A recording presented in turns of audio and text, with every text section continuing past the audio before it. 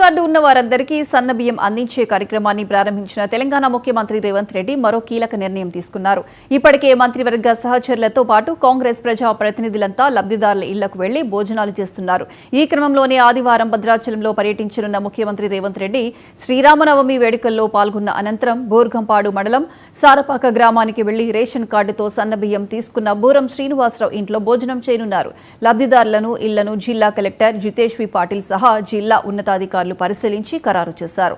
సాక్షాత్తు రాష్ట్ర ముఖ్యమంత్రి తమ ఇంటికి భోజనానికి వస్తుండటంతో శ్రీనివాసరావు కుటుంబ సభ్యులు ఆనందానికి హద్దే లేకుండా పోయింది.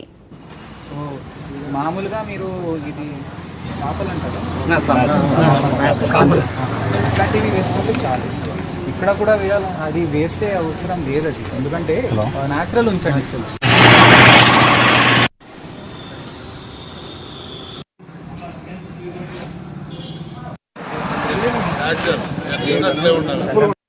ఇప్పుడు ఏం చేయకుండా అట్లే ఉంటాడు.